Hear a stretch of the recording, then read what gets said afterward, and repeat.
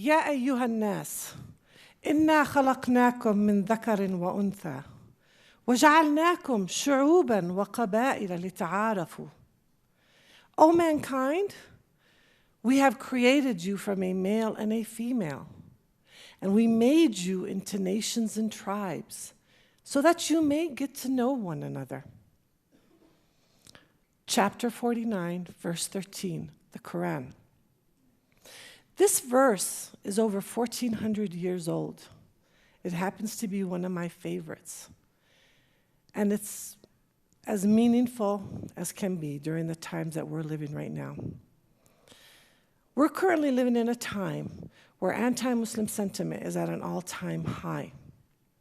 In fact, the last time I can recall not feeling this way is in September 10th, 2001. My biggest worry was if I had made enough cupcakes for my youngest daughter's birthday, her 4th birthday on the following day, September 11th. Little did I know that on the following day, my whole world was going to come crumbling down. I'd be forced to walk into a world full of contradictions, anguish, and fear. A world where Muslims became the other. I stepped into a world that would challenge my faith on many fronts. On one hand, some of the worst crimes against humanity were being perpetrated in the name of my faith because of a warped and distorted ideology. An ideology that would rob Muslims all over the world from two of the most reverent words in Islam, Allahu Akbar, God is great. These words are a bedrock of strength and comfort. Muslims all over say them daily. In our call to prayer, we say Allahu Akbar, Allahu Akbar. In wonder, we say Allahu Akbar. In frustration, we say Allahu Akbar. Feels good. In sorrow, we say Allahu Akbar. And in affirmation, we say Allahu Akbar. But Allahu Akbar, unfortunately, would come to connote terror for some. And so Muslims all over the world would become fearful of just reiterating these words in public. Because just saying these words could clear a room. Didn't work here. Could get a Muslim escorted off a plane. Or worse, start an interrogation.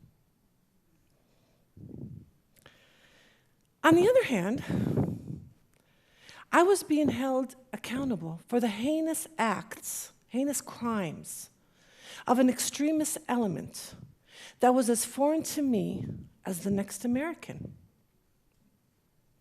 Everything about me was being judged.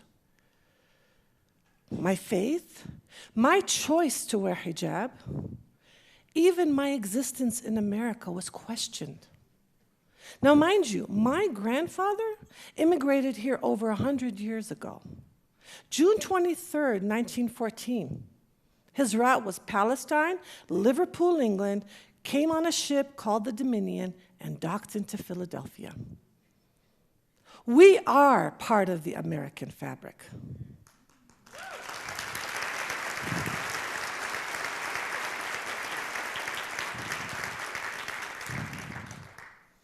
I recall a time, 2002, I was in my car with my 3 children, my son and 2 daughters, all under the age of 10.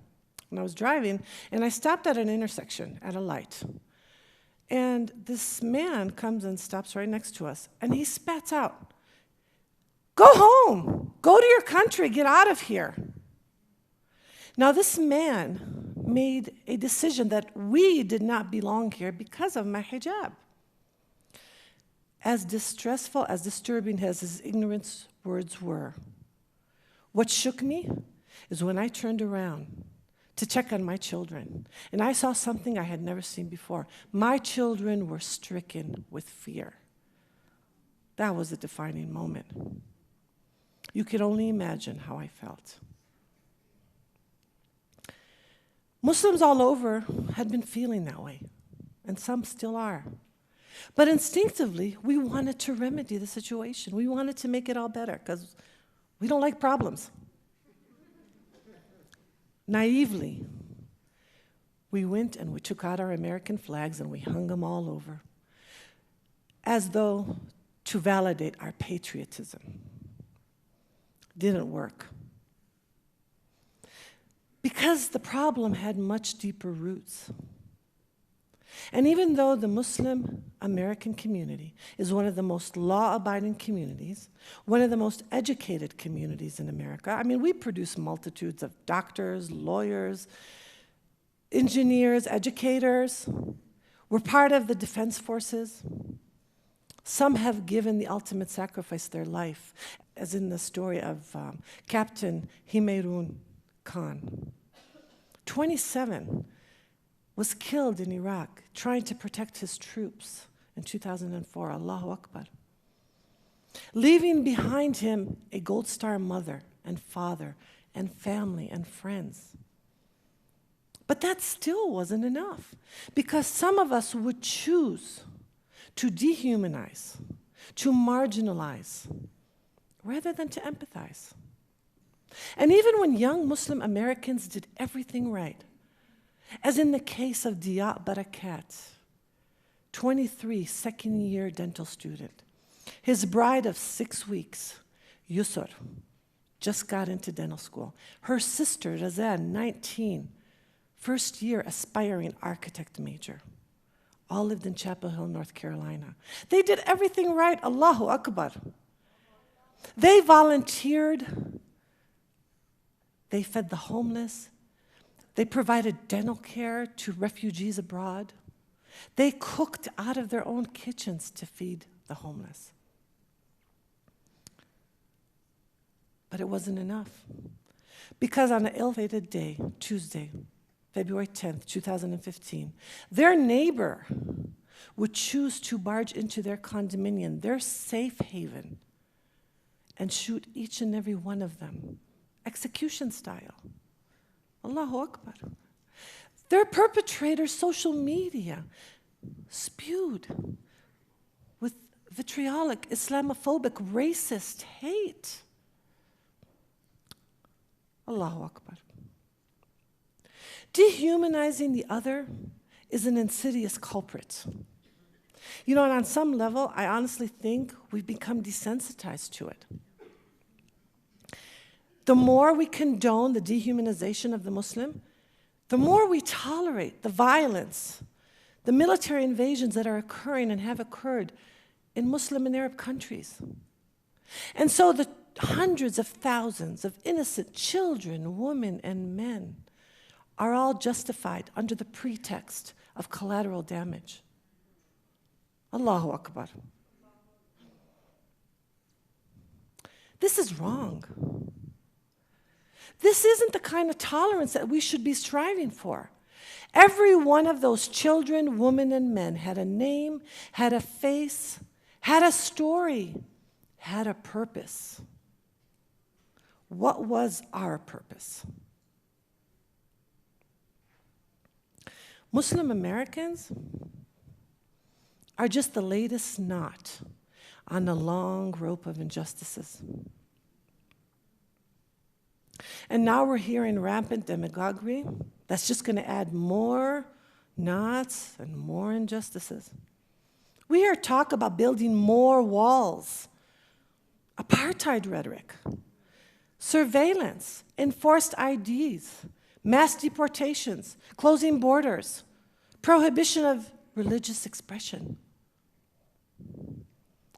banning immigration, banning Muslim immigration, denying refuge to innocent children, women, and men who are fleeing the worst catastrophic humanitarian crisis we are going through in this era.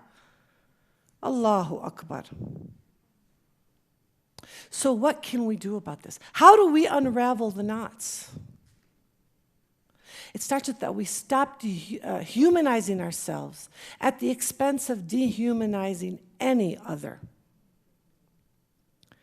And we cannot succumb to our fears, because when we do, our judgment is impaired. For 3 years after 2001, I would take my daughter's cupcakes to school on September 12th, instead of September 11th, her birthday. And I did that so no one would ever misconstrue my intention. And it wasn't until my own daughter questioned me about why it is that I did not deliver her cupcakes on her birthday like she was entitled to. Now that was my real defining moment. But it occurred to me that unintentionally, I had invalidated one of the happiest days of my life, her birthday. And as if I gave myself permission to rewrite the beginning of her story. And no one has the right to rewrite anybody's story.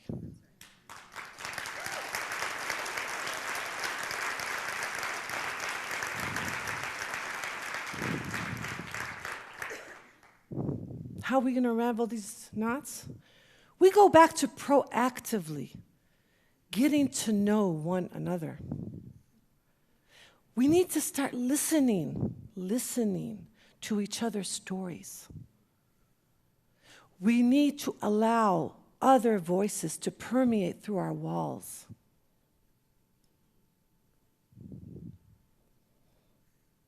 Each and every one of us has their amazing, unique story.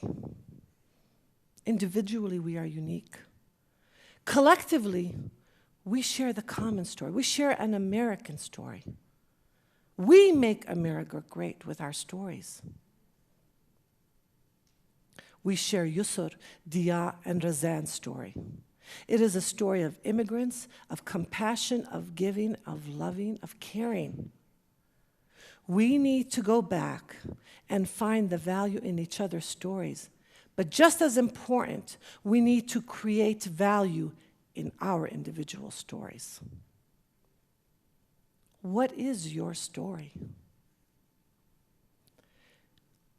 O mankind, we have created you from a male and a female, and we have made you into nations and tribes so that you may get to know one another. Allahu Akbar.